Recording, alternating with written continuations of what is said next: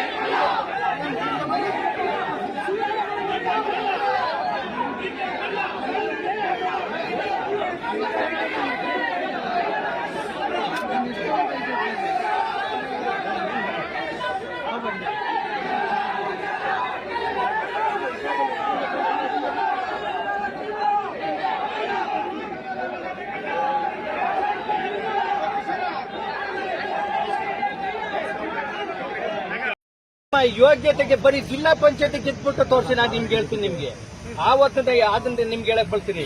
ಇವತ್ತು ಪ್ರಾಚೀನ ಕಾಲದ ನಮ್ಮ ಸತ್ಯಭಾಮ ನಮ್ಮ ಅದು ಧರ್ಮದ ಆಧಾರದಲ್ಲಿ ಬಂದಂತರವರು ಶ್ರೀಕೃಷ್ಣ ಸುತ್ತದಲ್ಲಿ ಸುತ್ತ ಅಂತದವರು. ಇವತ್ತಿನ ಸತ್ಯಭಾಮ ಕಾಂಗ್ರೆಸ್ನ ಏಜೆಂಟ್ರಾಗಿ ಸುತ್ತವ್ರೆ. ಕೆ.ಎಂ. ರಾಜಣ್ಣನ ಸುತ್ತವ್ರೆ. ಕೆ.ಎಂ. ರಾಜಣ್ಣನ ಪರವಾಗಿ ಜೊತೆಗೆ ಸುತ್ತಲ್ಲ, ಅದ್ರ ಜೊತೆಗೆ ಅವರ ಮಗ ಯಾರು MLC ಇದಾರೆ ಅವರು ಸುತ್ತವ್ರೆ. ನೀವು ಈ ಕೆಲಸ ನೀವು ಮಾಡಕ್ ಹೋಗ್ಬೇಡಿ.